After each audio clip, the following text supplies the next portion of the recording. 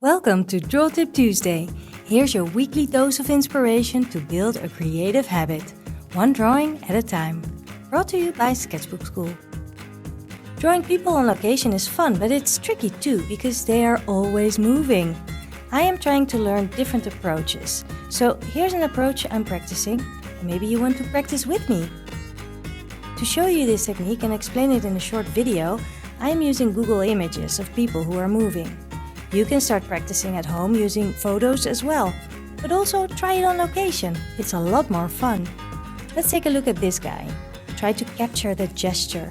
Look at the curve of his body. Exaggerate, not just a little, but a lot. Usually when I do this and I feel like I am over-exaggerating, it actually works out really well. By using a brush and watercolor, you can't get into detail and you can work quickly.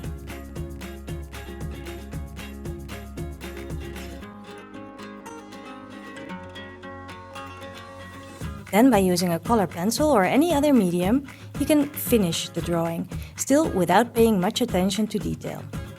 Remember, I am looking at a photo now, but when you're drawing from life, you'll have to move quickly and adjust to the rhythm of the person you're drawing, so you need to put the gesture down very quickly.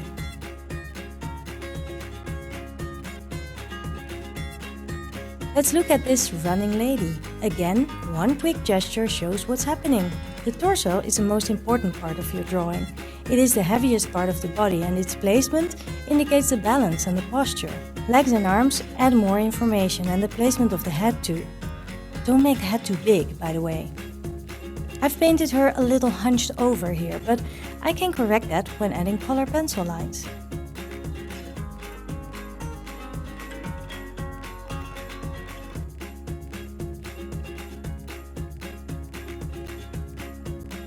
Here's an interesting activity. Start with the torso and look how the limbs are aligned. Even without thinking about proportions or detail, you'll capture the essence. And that's what you want to do, because you want to be quick and not slow down by focusing on details. You don't need the details to tell your story. Just a few lines can indicate hairstyle or wrinkled fabric.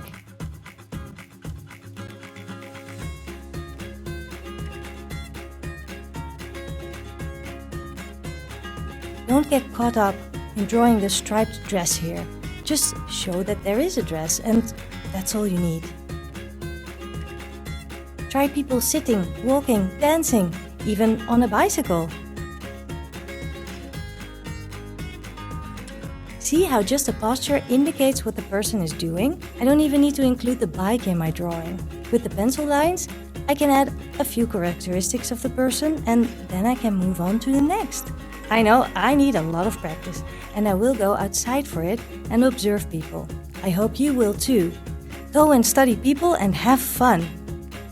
Would you like more fun and creativity in your life? Then what are you waiting for?